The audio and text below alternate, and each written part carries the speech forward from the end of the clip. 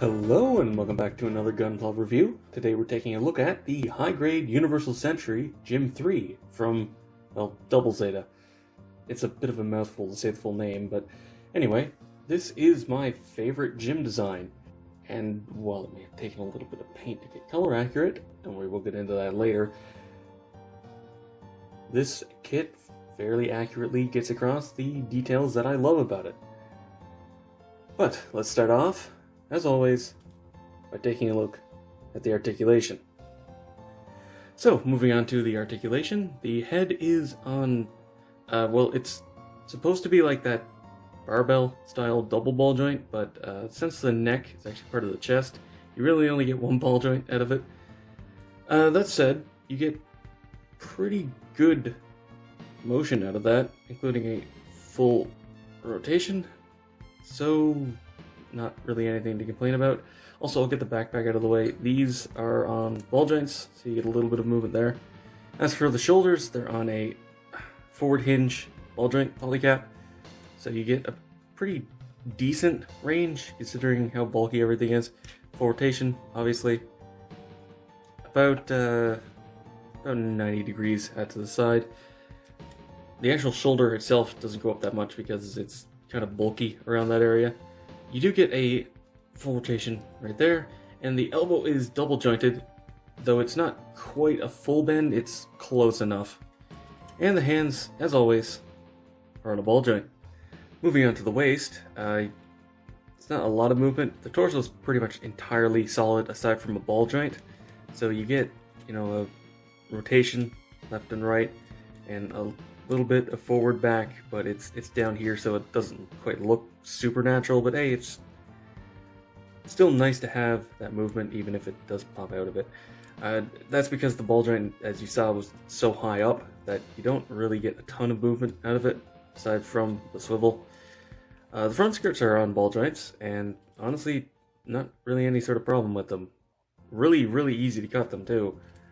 The side skirts are on a up or down hinge. It's a tab that pegs in, not a peg, so there's no rotation there. This is pegged on though, so you do get a rotation out of that. Back skirts, as always, solid, but that's fine. The hips are actually on a forward-back rocking system, which is nice, and they are universal joints, so you get about as far out as the side skirt will let you, which isn't actually impeded by the joint itself, it's the armor, and not a ton to the front, but that's mostly because this bumps into that. If you rotate it forward, you get a little bit more, but it's the actual suit design. You could easily shave that down a little bit to get a bit more of a kick out to the front. Not that it really matters, you're not going to be having this gym doing high kicks anyway. And you do actually get a swivel, though again, it's blocked by the armor on the front. The knee does get over 90 degrees, which is nice. It's kind of weird how they did the joint in there, in that the main joint's right here, and then there's a polycap down the leg that works as a second joint. They could have put one up here and have it look a little more natural, but hey, it gets the job done, and it doesn't look too awkward anyway, so it's fine. And the ankle's a little bit weird. It's easy to show it from the back. This whole piece rocks a bit further up, so you get a bit of forward back there. There's a ball joint in the ankle for pivoting left and right, front and back, and due to the slate flip-flop design of the old gyms, you do get a very nice angle to the front, and you get a pretty good one to the back too. This one in particular, not a ton to either side, but it's not really a problem. You can still get pretty good poses out of it. So overall, the articulation's pretty good, honestly. Really the only complaint is that the torso is fairly solid, and that's just kind of something that these kits had at the time. They didn't have a lot of articulation in the torso, and what's there is good, so yeah, overall, pretty good. Now, getting into accessories, let's start off with the stickers.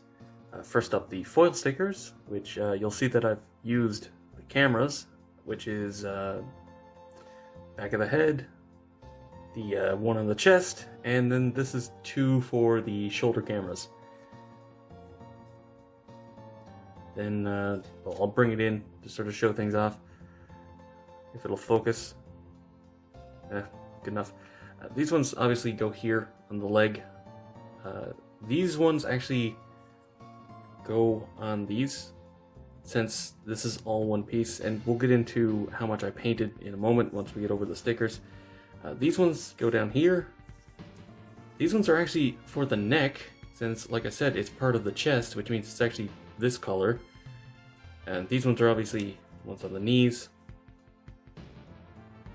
And yeah, this is actually decently color separated. I kind of feel like they could have at least put some gray ones up there, but it's not that big a deal. But also, aside from the foil stickers, you also get a bunch of marking stickers, which is nice. I'm not going to be putting them on because I don't really like putting them on kits. I like more clean look, but you know, you get Karaba, a bunch of numbers, Earth Federation stuff. So you can really customize these as grunt suits. We went over the stickers. Let's get into how much I had to paint on this, which is more than I expected, but it's not actually that bad. In the shoulder, you have to do the gray and then the red around the edge. All the gray on these needs to be painted since it's all one piece.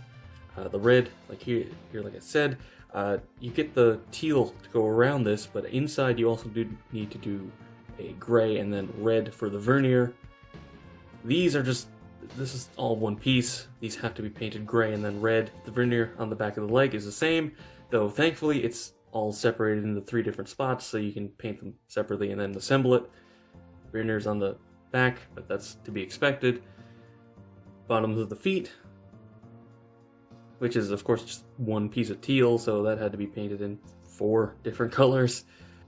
These need to be done in gray. I just used a Gundam marker because I'm lazy, but yeah, those, and up on the knees too. And also, it's hard to even see it, but the camera, oh come on, focus. Yeah, the camera up on the forehead actually is supposed to have a white outline around it, so I had to paint that. I also did silver in behind the visor, but that's optional. So, full color correction on this thing, it does take a bit of a while, but it's worth it because it is a very nice suit. Oh, also, I did just remember, and I'll go over that as well because I'm going to be taking these off now. You do actually have to do a bit of gray on the side skirt too. Anyway, let me take these off because they are technically part of the accessories. These ones up here are actually held in with polycaps, so they're really secure up on the shoulder. You don't have to worry about these coming off. And you can see the gym in a more normal look. This is a lot more like a normal gym. And it still looks really good, even without the missiles on it. So, if you want to leave it like this, nothing really wrong with it. There's actually a lot of stuff to go over with this, so I'm going to try and cut this down as much as possible. But first off, these hip-firing missiles. This piece comes off, and you actually do get detail for them. But you do get 2 of these, and they are identical. You also get 2 of these shoulder missiles, and I will point out that they're not identical. The actual tab is slightly off-center for them. But yeah, these are literally just 3 pieces and a little camera sticker. And also, these front pieces are removable because you do get option parts. You get a closed battery, which is actually really nice. I like how these look. I'm not going to be using these because I do personally prefer the open missiles. I think it just looks a little bit more visually interesting than just, you know, a straight line across, but it's really nice that they include the option. You do also get a shield, which can connect both onto the side or the back of the arm using one of these usual L-shaped pieces. This is just attached on with a polycap, and a peg, which goes into the back of the arm, and this will be a lot easier to get on now that I took the missile pods off. And yeah, it's completely secure, sits nicely, can rotate, hinge, so it doesn't really get in the way. You can get some nice poses out of this. You do also get 2 beam sabers up here on the shoulders, and I do unfortunately have to tell you that, yeah, they're hollowed out on the back. Not super noticeable, especially in the hands, but still it's kind of annoying. And you do get holding hands for these, and they actually do hold them really nice and secure. And of course you do get beam saber effects, which is the old style shorter ones, and they're actually a little bit tight, but they do fit. And it is completely compatible with the newer beam effects if you wanted to get longer ones. Get that back out.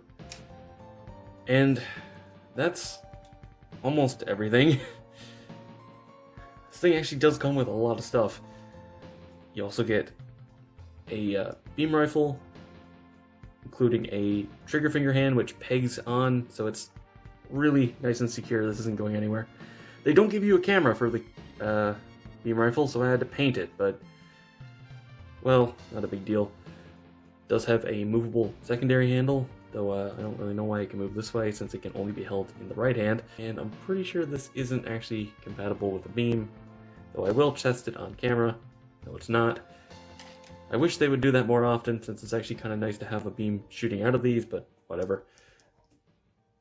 And finally, let's get onto the hands, because this thing has a lot of hands and they're all fully detailed. You get trigger finger hand, you get both left and right holding hands for the beam sabers, you get both left and right closed fists for a neutral pose or if you want to punch something, and you get 2 open splayed hands. So 7 fully detailed hands. Meanwhile, the Mark II Revive gets holding hands, and that's it. It's kind of ridiculous, honestly. And they're not even the nice, fully detailed holding hands, they're just the ones that are, 2 pieces. But, yeah, I'm really surprised with just how many hands this thing comes with. I was not expecting this many for a grunt suit. Also, I do want to point out that this thing uses a lot of polycaps. This is what's left over of the polycap runner. They spam polycaps in all of the joints of this thing. It's not really a problem, but do keep in mind that, yeah, a lot of polycaps. And for a quick size comparison, pretty much accurate height, honestly. It's a bit bigger than the average mobile suit, but that's just sort of a double Zeta thing where they made all the suits a lot bigger, so even the gym gets a size upgrade. It does make it kind of imposing, especially with all the missiles attached to it, and honestly, it looks really nice.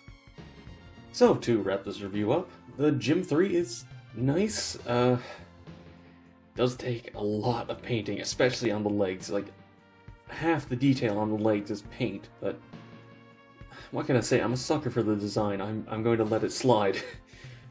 I do kind of feel like the teal on the shin could be a separate piece, but more so than that, the verniers on the side of the leg being fully paint is... I feel like they could have done a little bit better on that, but whatever. It's not a big deal, and the articulation's good. The color separation is mostly very good. And the proportions are nice, and I mean, it comes with a lot of stuff. All the missile pods, beam rifle, shield, beam saber, 7 fully detailed hands, and a sticker sheet of a bunch of stuff to customize them if you want to have a squad. So, yeah, I can fully recommend getting one of these. If you like the GM III at all, you're gonna have to put in a little bit of work, but it's worth it. But anyway, that's been all for this review. Thank you very much for watching. Be sure to let me know what you think down in the comments below. If you enjoyed the video, be sure to give it a thumbs up, it helps a lot. Subscribe for future reviews and watch my backlog.